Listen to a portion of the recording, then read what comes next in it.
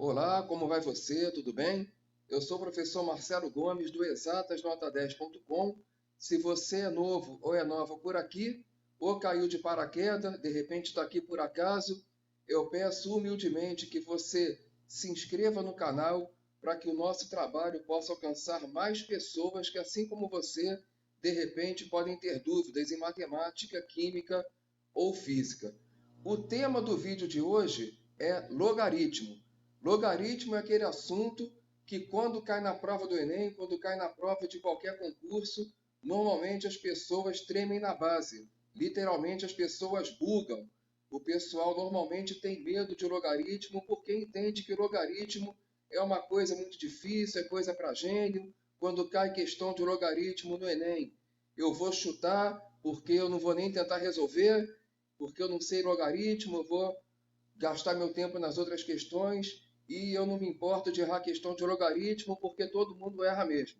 Será que esse raciocínio é correto? Será que é legal eu de repente botar na minha cabeça que eu não sei logaritmo porque logaritmo é muito difícil e adotar uma tática de chutar as questões de logaritmo no meu concurso, no meu Enem? Será que isso é legal?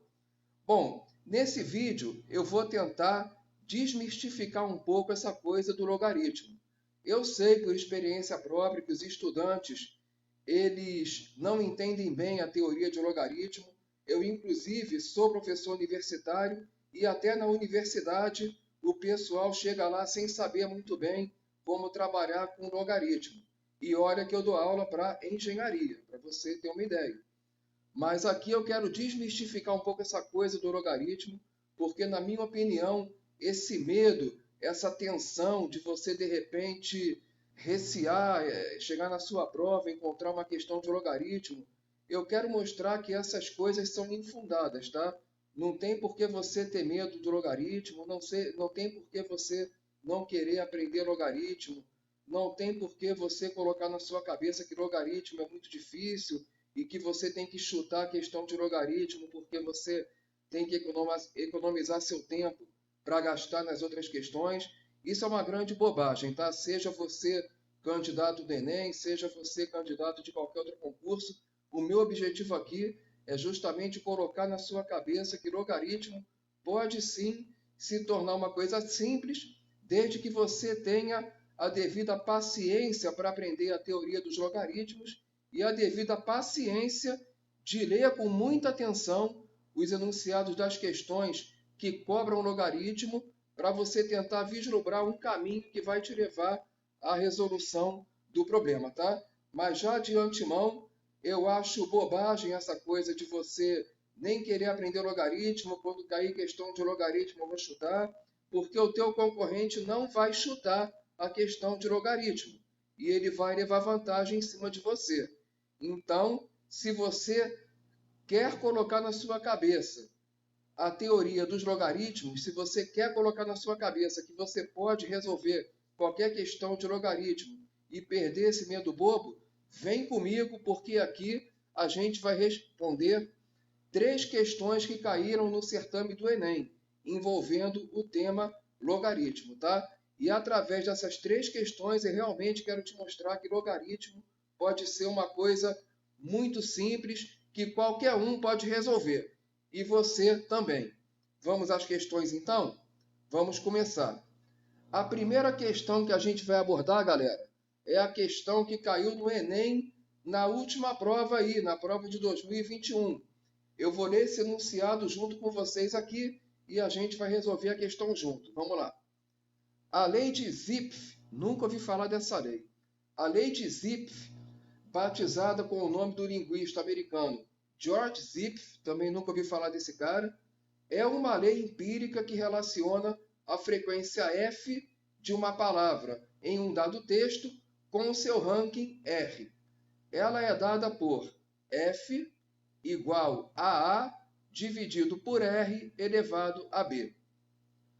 O ranking da palavra é a sua posição a ordenar as palavras por ordem de frequência, ou seja, R igual a 1 para a palavra mais frequente, R igual a 2 para a segunda palavra mais frequente, e assim sucessivamente. tá? Minha língua travou. E assim sucessivamente. A e B são constantes positivas. E aí tem um endereço de internet que não me interessa muito para resolver a questão. Eu vou ler o parágrafo de baixo. Com base nos valores de x igual a log de r e y igual a log de f, é possível estimar valores para A e B. No caso hipotético, em que a lei é verificada exatamente, a relação entre y e x é... Bom, dessa história toda, o que me interessa? Vai me interessar essa informação aqui. F igual a dividido por R elevado a B. E qual é a segunda informação que me interessa nesse enunciado?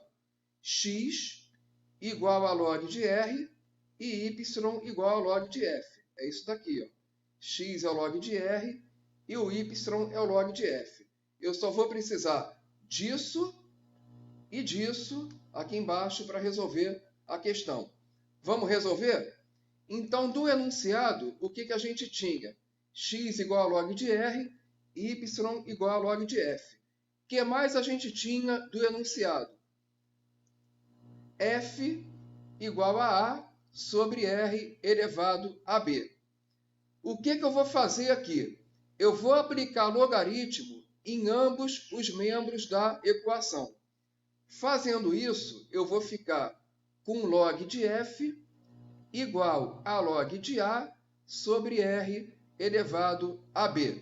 E aí, professor, como é que eu saio disso?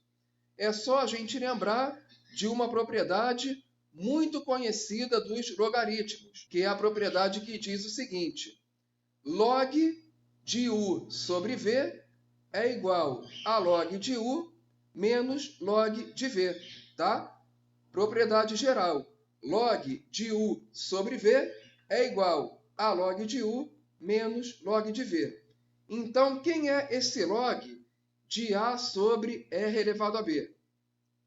É o log de A menos o log de R elevado a B. Pô, que legal! Simples assim? Simples assim. Mas aí você continua me perguntando, professor, como é que eu saio dessa?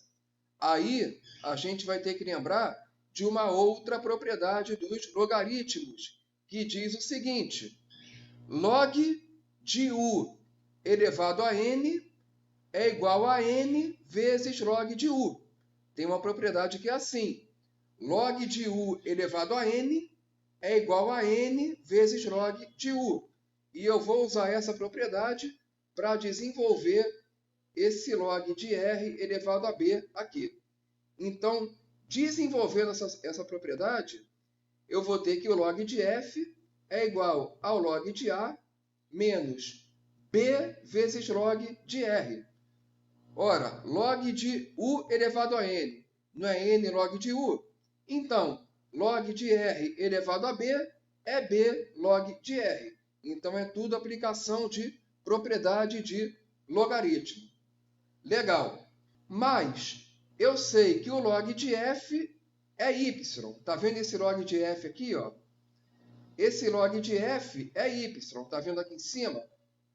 Y é log de F. Então, no lugar do log de F, eu vou colocar o Y. Bom, e o X é o log de R. Então, no lugar desse log de R, eu vou colocar um X. Entenderam o que eu fiz? No lugar do log do F, eu usei o dado do enunciado, Y, e no lugar do log do R, eu também usei o dado do enunciado, o X, tá? Então, log de F igual a log de A menos B log de R é a mesma coisa que Y igual a log de A menos B vezes X. Justamente o que eu tenho aqui embaixo. Portanto, a resposta correta é a opção A. Y é igual a log de A menos B vezes log de X. Se você, ainda com as explicações, achou essa questão um pouquinho difícil, eu vou te dar uma super dica agora. Olha a dica aí no canto superior esquerdo da sua tela. É o curso do professor Paulo Pereira, Equaciona Matemática. Se você até hoje não aprendeu matemática, meu amigo ou minha amiga, a hora de você aprender matemática é agora.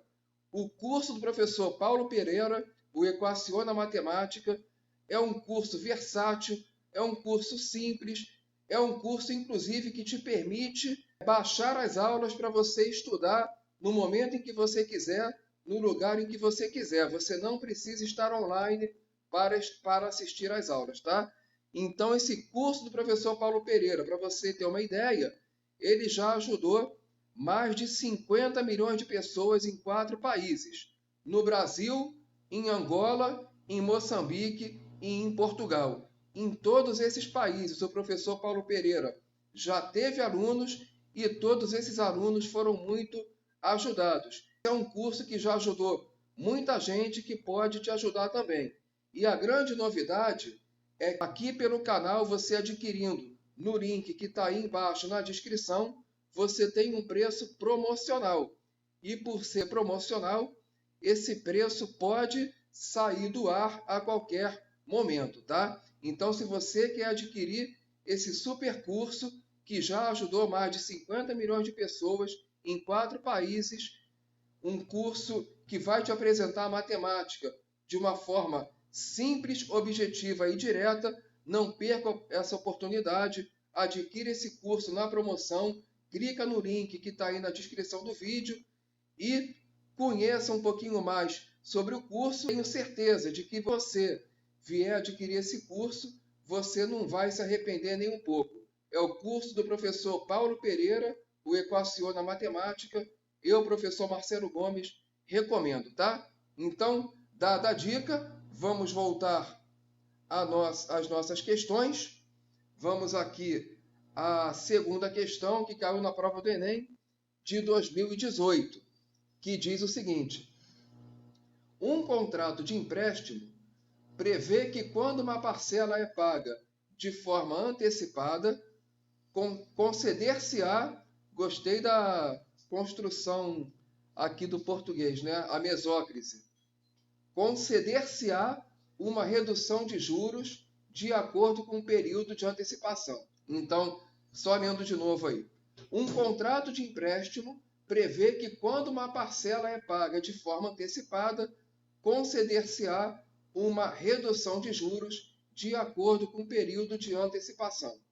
Nesse caso, paga-se o valor presente, que é o valor, naquele momento, de uma quantia que deveria ser paga em uma data futura.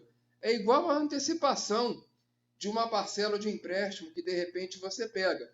Se você antecipa a parcela, o banco dá um desconto. Basicamente é isso que o enunciado está falando.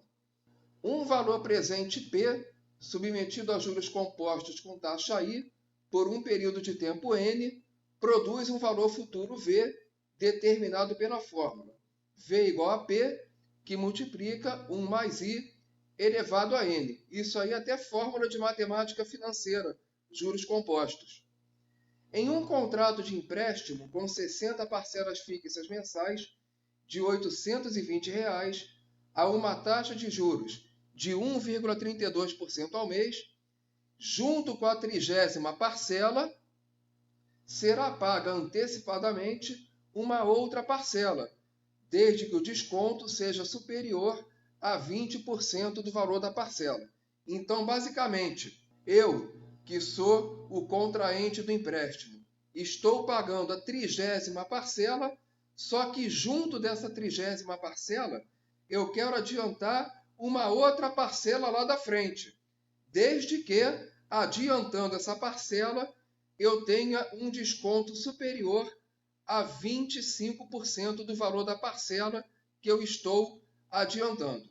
E aí ele dá alguns dados.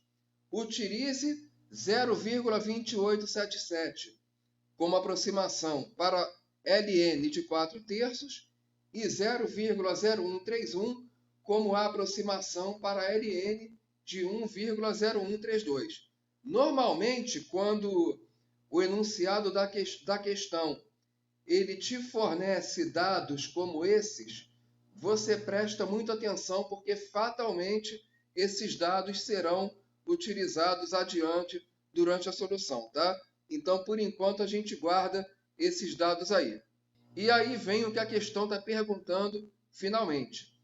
A primeira das parcelas que poderá ser antecipada junto com a 30ª é a 56ª, 55ª, 52ª, 51ª, 45ª. Ou seja, qual dessas parcelas eu deverei antecipar para que eu tenha um desconto superior a 25%, tá? Na verdade, eu quero a primeira das parcelas, porque se eu adianto a parcela X e eu tenho mais de 25% de desconto, se eu adianto a parcela X mais 1, ou a parcela X mais 2, ou a parcela X mais 3, que vem depois dela, lógico que os descontos serão cada vez maiores. Por isso que o enunciado pergunta: qual é a primeira parcela a partir da qual eu tenho um desconto superior a 25%? É isso que ele está perguntando. Aí você fala: ai, professor, mas essa questão é muito difícil. Se cair na minha prova, eu chuto porque eu não vou nem perder tempo nela. Eu vou tentar garantir pontos nas outras. Legal. Só que o seu concorrente que estudou logaritmo, ele não vai chutar a questão e ele não vai ter pena de você. Então, eu recomendo que você preste atenção na resolução dessa questão para que você tenha condições de aprender um pouquinho mais sobre o logaritmo e não deixar o seu concorrente passar na sua frente, tá? Então, basicamente, o que o enunciado está colocando? Ele está colocando uma condição de empréstimo que tem como parcela mensal R$ 820 fixa a uma taxa de juros de 1,32% ao mês. Eu estou pagando a 30ª parcela desse empréstimo e eu quero também adiantar alguma parcela lá da frente, desde que, adiantando essa parcela, eu tenha um desconto superior e o mais próximo possível de 25%. Tá legal? Vamos fazer? Vamos encarar? Então vamos encarar junto. Vamos lá. Então, o valor presente P da parcela que eu estou adiantando seria o valor V dessa parcela com 25% de desconto. Isso significa que P é igual a 75% de V, porque se eu tenho 25% de desconto, eu fico com 75%, tá? Então, o meu valor presente P, que eu vou pagar hoje, vai ser 75% do valor futuro V da parcela que eu estou adiantando, e 75% é 75 sobre 100, e isso equivale a 3/4. Logo, o meu valor presente P equivale a 3/4 do valor V da parcela que eu estou adiantando. Além disso, ele deu aí uma taxa de juro I de 1,32% ao mês. Eu preciso converter isso para decimal para conseguir fazer os cálculos. 1,32% equivale a 1,32 dividido por 100, que é igual a 0,0132, tá? Continuando com a resolução da questão, de V igual a P, que multiplica 1 mais E elevado a N, além dessa fórmula ser do conteúdo de matemática financeira, ela também foi dada no enunciado, tá? Então, de V igual a P, que multiplica 1 mais E elevado a N, eu tenho que V é igual a 3/4 de V, que multiplica 1 mais E elevado a N. Por quê? Porque o valor P, como a gente calculou agora há pouco, equivale a 3/4 de V. É 3/4 da parcela que eu estou adiantando, para ter aquele desconto de 25%, tá? Então, como P igual a 3/4 de V, eu reescrevo a fórmula como V igual a 3/4 de V, que multiplica 1 mais I elevado a N. Desenvolvendo, eu tenho V igual a 3/4 de V, que multiplica 1 mais 0,0132, que é o I, elevado a N. Desenvolvendo, eu vou somar 1 mais 0,0132, que vai ficar 1,0132. Logo, eu vou ficar com V igual a 3 quartos de V vezes 1,0132 elevado a N. E aí, eu posso cortar esse V com esse V, o V vai sumir da minha equação, e eu posso também pegar esse 3 quartos aqui, ó, e jogar para o lado esquerdo da equação. Então, vai ficar 1 dividido por 3 quartos, que vai virar 4 terços, tá? Então, vou ficar com 4 terços igual a 1,0132 elevado a N. O que é que eu vou fazer agora? Eu vou aplicar ln a ambos os membros. Aí você fala para mim, professor, mas o que é ln? Isso aí é o quê? Um logaritmo? Isso é a mesma coisa que log? Aí eu digo para você, não, o ln é o chamado logaritmo neperiano, tá? É o logaritmo neperiano ou também chamado logaritmo natural. É aquele logaritmo cuja base é o número de Euler, denominado pela letra E, o descrito ou representado pela letra E, o número de Euler, tá? Então, todo logaritmo cuja base é o número E de Euler é chamado logaritmo neperiano. E esse número E de Euler é um número irracional, que equivale a aproximadamente 2,71818,284, tá? É um número irracional que tem aproximadamente esse valor. Pode aproximar aí para 2,71, tá bom? Então, é um log que tem uma base igual ao número de Euler. Ele é chamado ln, logaritmo neperiano ou logaritmo natural, tá? Se você não sabe o que é um logaritmo neperiano ou natural, você vai aprender isso também no curso lá do professor Paulo Pereira. O link está na descrição. Se você está com dificuldade em logaritmo, não deixa de clicar, tá bom? Então, voltando, eu vou aplicar ln a ambos os membros da equação e, portanto, eu vou ficar com ln de 4 terços igual a ln de 1,0132 elevado a n. E aí a gente remonta à questão anterior. Vocês lembram daquela propriedade? Log de u elevado a n é igual a n log de u. Isso se aplica a logaritmo de qualquer base, inclusive aos logaritmos naturais, ao ln, tá? Então, o ln de u elevado a x seria x ln de u, o que significa dizer que ln de 1,0132 elevado a n é igual a n vezes ln de 1,0132, tá bom? Eu tenho aqui no primeiro membro da equação um ln de 4 terços, cujo valor foi dado pelo enunciado. O ln de 4 terços pelo enunciado é igual a 0,2877. O enunciado também deu, se você voltar lá, o valor do ln de 1,0132. E ele vale 0,0131. Então, eu vou ficar com 0,2877 igual a n vezes 0,0131. O valor de n, portanto, é 0,2877 dividido por 0,0131. Aí você fala assim, professor, que sacanagem. A prova do Enem já tem um tempo tão curto e eles ainda querem que a gente faça uma conta dessa. Pois é, meu amigo, o Enem é cruel, né? O Enem é cruel e é por isso que você tem que se preparar muito bem, tá bom? Infelizmente, você vai ter que fazer essa conta sim, ou pelo menos calcular os primeiros dígitos do resultado dela, o que já é suficiente. Se você fizer essa conta, você vai achar que n é aproximadamente 21,96, tá ok? Mas não existe parcela 21,96.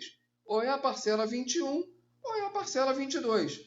Bom, mas se o menor valor de n para o qual eu tenho um desconto igual ou superior a 25%, se esse menor valor é 21,96, significa que se eu pegar 21 não serve, porque 21 é menor do que 21,96 e o meu desconto vai ser menor do que 25%. Se eu quiser um desconto superior a 25%, o meu N tem que ser maior do que 21,96 e, portanto, N igual a 22, tá? Logo, a minha resposta é: eu vou adiantar a 22ª parcela após a 30ª, e isso equivale a 30 mais 22, 52ª parcela, opção C, se a gente voltar na tela lá da questão, tá bom? Se está muito difícil, novamente, eu recomendo o curso do professor Paulo Pereira, Equaciona Matemática, vai no link que está aqui embaixo e assiste o vídeo até o final. Por quê? Porque daqui a pouco eu vou te dar uma super dica também, que é de graça, onde você vai poder aumentar os seus conhecimentos sobre o logaritmo. E se você não sabe nada de logaritmo, você vai aprender logaritmo de uma forma muito eficiente, tá? Daqui a pouco eu vou te dar essa dica, então segura aí, assiste o vídeo até o final, porque agora a gente vai ver uma questão muito legal que caiu no Enem de 2015. Olha para essa questão aqui. Olha só o nível da questão. Se essa questão caísse no ITA, eu não ia estranhar nada, tá? Mas é assim mesmo, a gente tem que estar preparado para tudo. A guerra é assim.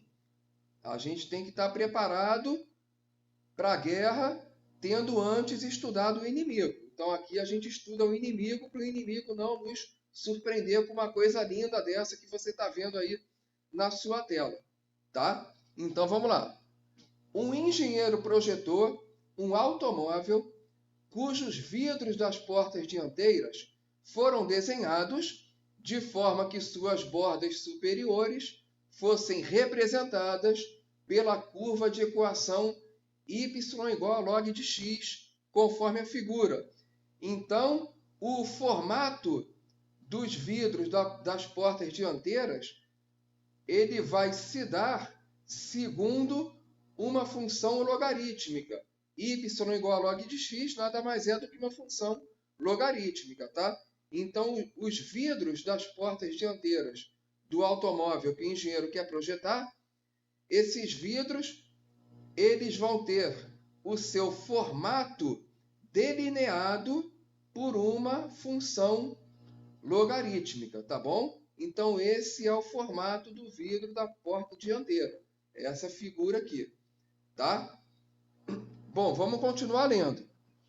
A forma do vidro foi concebida de um modo que o eixo x, que é esse eixo das abscissas aqui, divida ao meio a altura h do vidro.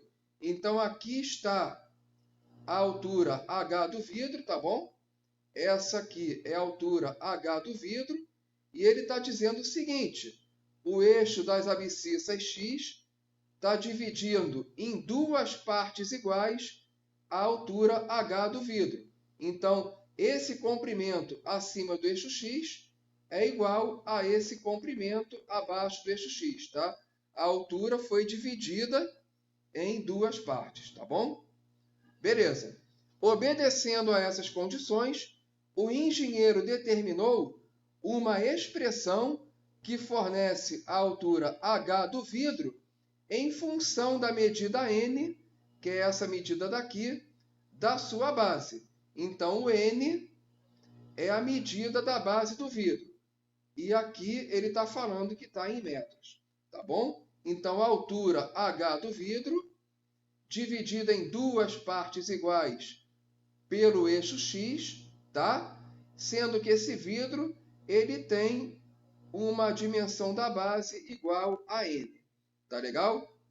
Então, a gente quer achar aqui uma expressão que fornece a altura h do vidro em função de n. É isso que a gente quer achar. Tá legal? Então, a expressão algébrica que determina a altura h do vidro é... Vamos resolver. Então, estão aqui as opções, tá? E aí você fala assim, ah, Marcelo, mas não adianta você falar que a gente tem que aprender logaritmo, isso aí não entra na minha cabeça, isso é muito difícil. Se cair uma questão dessa na minha prova, com certeza eu vou chutar. E aí eu vou repetir, vou bater na mesma tecla, tá? Mesma tecla. O seu concorrente vai tentar fazer a questão. Então, essa coisa de você chutar, não sei se é uma boa, tá? Então, vamos tentar resolver a questão. Vamos à solução. Para facilitar a visualização, para tornar essa solução mais didática, eu reproduzi aqui a figura do enunciado da questão.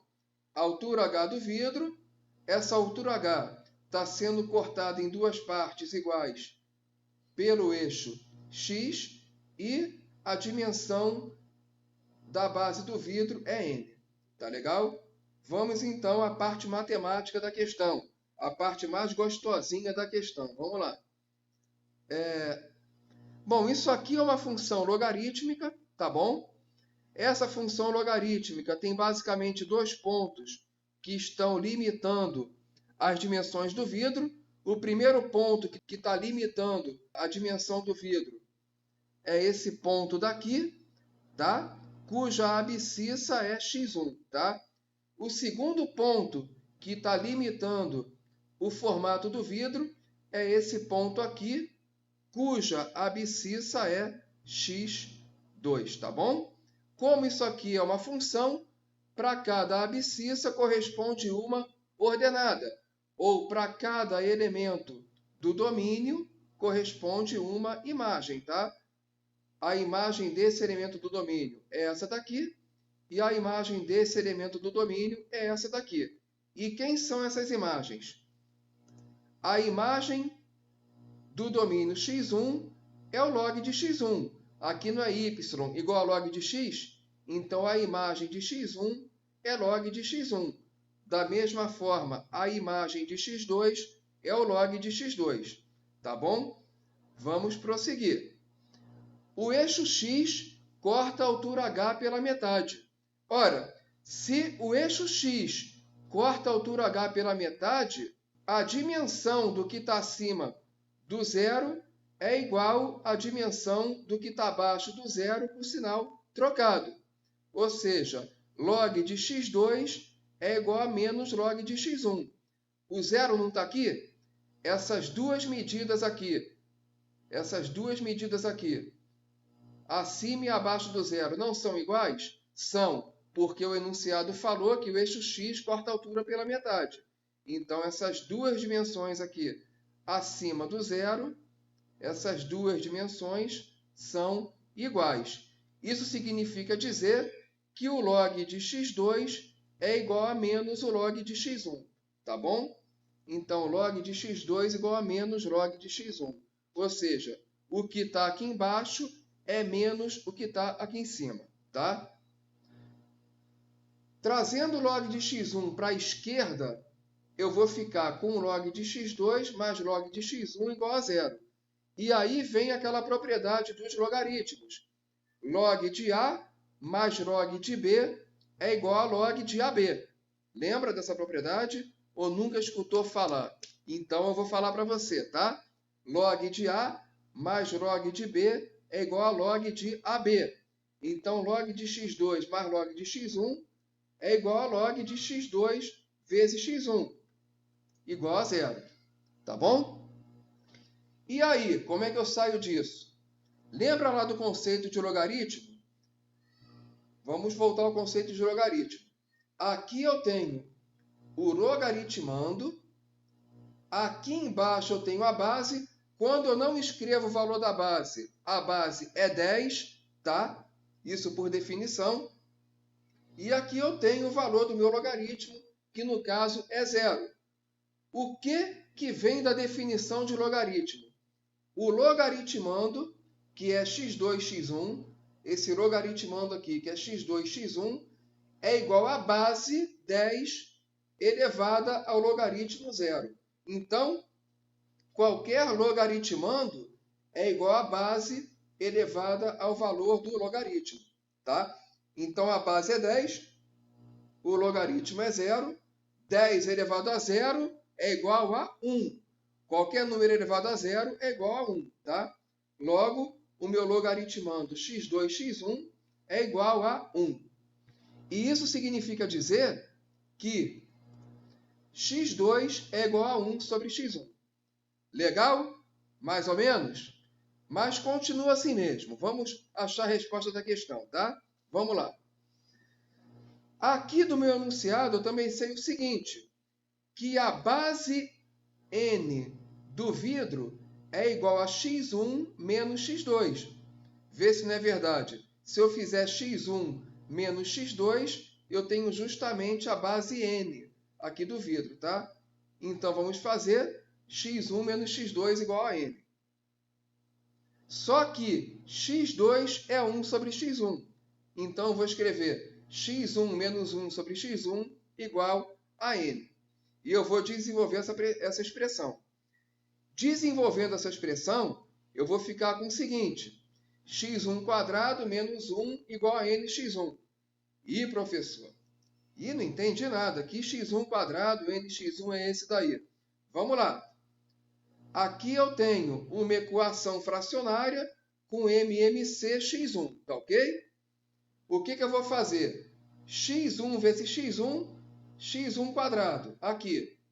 Esse 1 eu repito porque o denominador correspondente a ele é o próprio MMC aí da nossa equação, tá?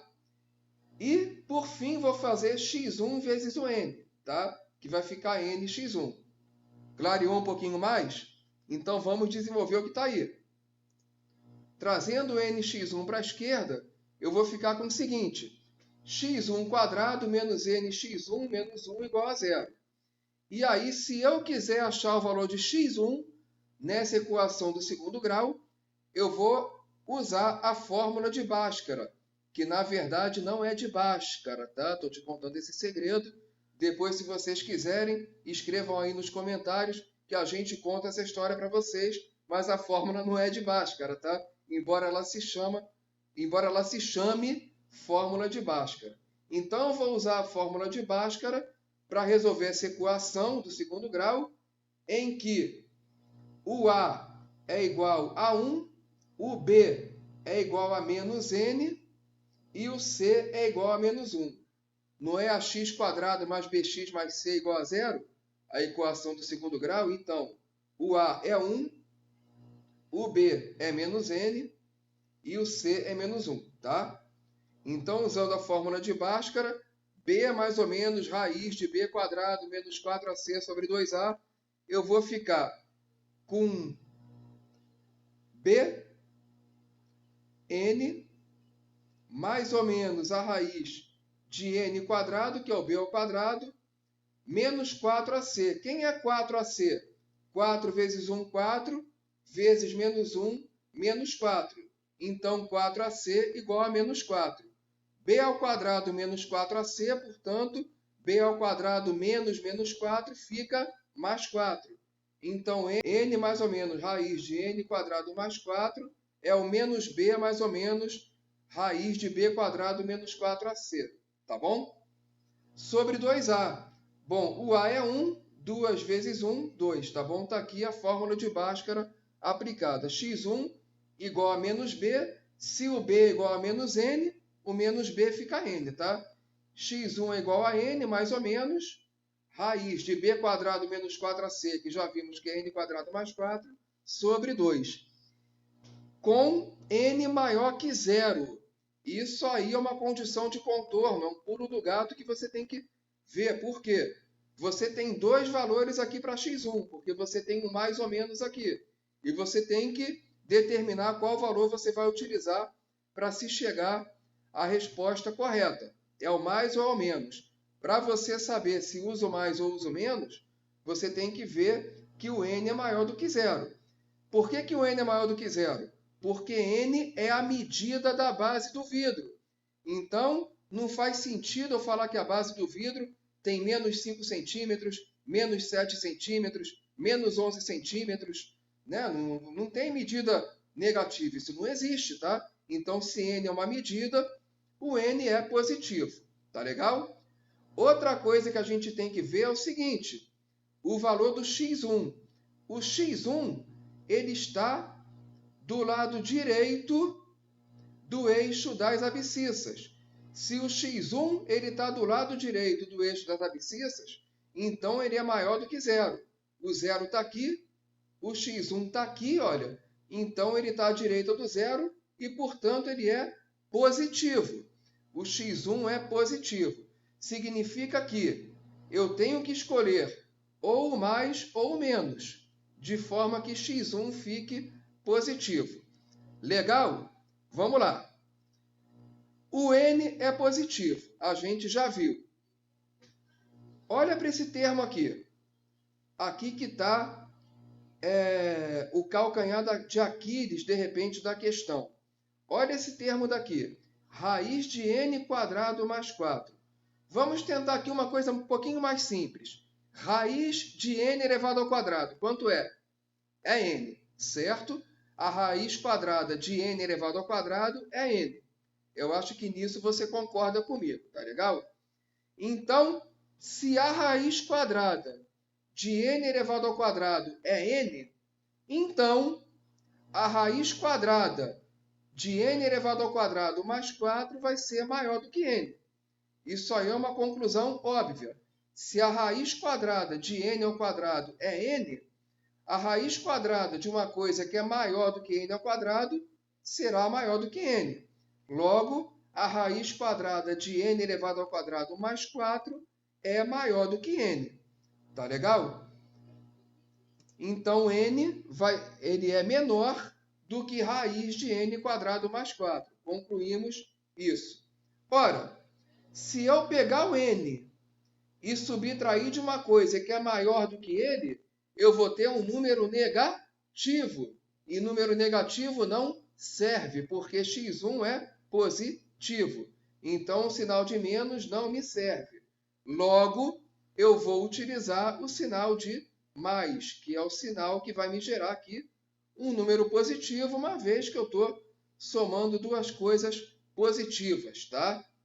Então, o x1 vai ser n mais, porque eu escolhi o sinal de mais, raiz de n quadrado mais 4 sobre 2. Tá legal? Isso aqui é o x1. Mas eu sei que x2 é 1 sobre x1. Então, x2 vai ser o inverso do que está aqui. Passando para outra tela, portanto, eu tenho x2, o inverso do x1, então fica 2 sobre n mais raiz de n quadrado mais 4. Tá ok? Beleza. Agora, quem é a altura h lá do gráfico? A altura h é justamente a diferença entre as duas abscissas. Desculpa, é a diferença entre as duas ordenadas, tá? Ou seja, a ordenada lá de cima era log de x1 e a ordenada lá de baixo era log de x2. Portanto, o h é log de x1 menos log de x2. Bom, e aí tem aquela propriedade. Log de a menos log de b é igual a log de a sobre b. Lembra dessa propriedade? Não, você nunca viu na vida essa propriedade? Então não tem problema, você vai ver aqui agora. Log de a menos log de b é igual a log de a sobre b. Então, log de x1 menos log de x2 é igual a log de x1 sobre x2. Eu sei quem é x1 porque eu calculei. Sei quem é x2 porque eu também calculei.